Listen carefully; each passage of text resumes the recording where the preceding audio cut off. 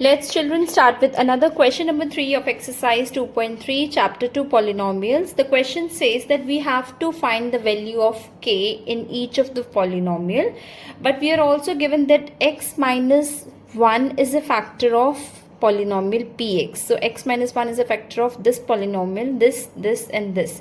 So if it is given that x minus 1 is a factor of this, it means I can make this as a 0. It means taking the 1 on the other side, it means x is equals to 1 is that value of x which will make this polynomial 0. So putting this value x as 1, we are going to make this polynomial is equals to 0, because it is already given that x is equals to 1 is that value of x which is going to satisfy it, and it is going to make the polynomial 0. So it is written that x minus 1 is a factor. If this polynomial is a factor of the polynomial px, so we can say that yes, p1 value 1 will make this polynomial is equals to 0. So I have written here p1 is equal to 0.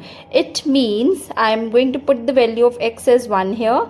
It means 1 square plus 1 plus k is equals to 0. Why we have made this polynomial is equals to 0? Let me tell you once again, because it is given that this is a factor of the given polynomial. If this is a factor of this polynomial, it means the value of x which will come out to be 1 is that value of x which will make this polynomial is equals to 0. So putting the value of 1, so this polynomial I have made is equals to 0. So 1 plus 1 plus k is equals to 0. 1 plus 1 is 2 plus k is equals to 0. So taking the 2 on the other side, I will get the value of k as minus 2. So the value of k in the very first polynomial will come out to be minus 2. Let's come to the second part. Again, we are given the same thing, that x minus 1 is the factor of this polynomial. It means the value of x as 1 will make this polynomial is equals to 0. It means p as 1,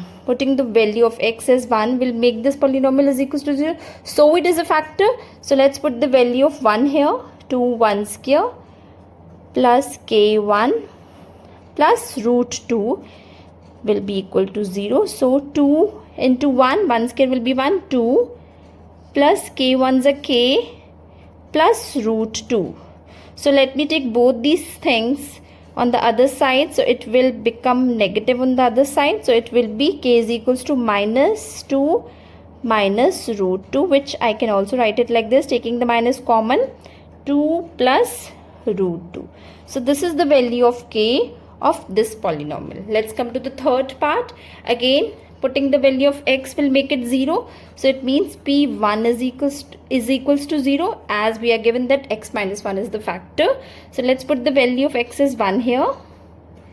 k1 square minus root 2 1 plus 1. So I can make this whole polynomial as is equals to 0. So k into 1 will give me k minus root 2 plus 1 is equals to 0. So now I will take these two terms on the other side. So it will come out to be root 2 will become positive when it will go on the opposite side, and 1 will become negative.